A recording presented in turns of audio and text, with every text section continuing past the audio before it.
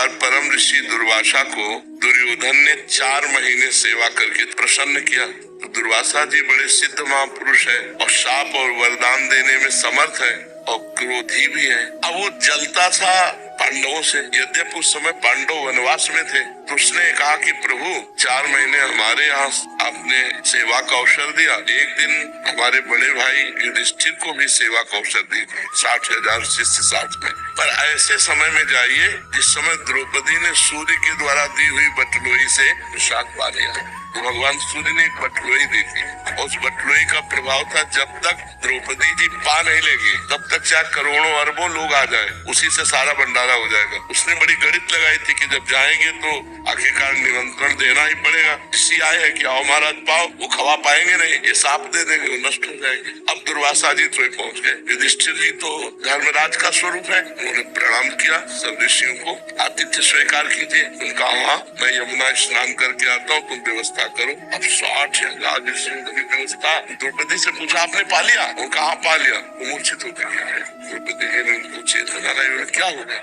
उनका 60,000 ऋषि और ऐसे ऋषि, दूसरा हो तो क्षमा भी कर दे, दुर्वासा जी तो क्षमा करने वाले नहीं। तो उनका एक सूर्य के द्वारा दी हुई बटलोई पर आपको इतना विश्वास था और पूरे विश्व को जो पवाता है श्री कृष्ण पर आपका विश्वास नहीं है। जी भी विनय की देखा हो भगवान पधार।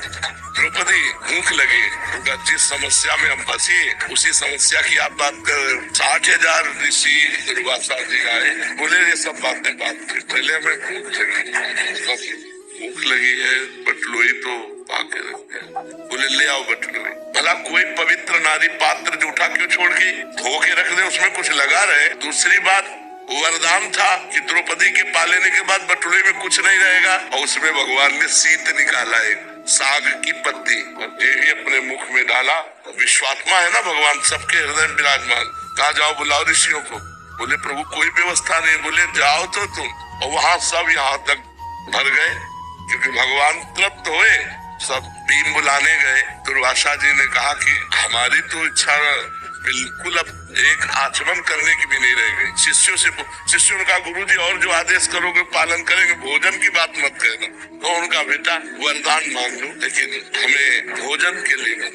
तो उनका जिस भावना से दुर्योधन ने आपको भेजा था वो उसी भावना को प्राप्त हो जाए। तो दुर्योधन ने विनाश की भावना से भेजा था, विनाश को प्राप्त। जो दुष्ट प्रकृति का होता है वो बड़ी से बड़ी साधना का फल भी दूसरों का नाश मांगता है, और दूसरों का नाश मांगने वाले का दूसरे का हो कि ना हो उसका पहले नाश हो जाता है।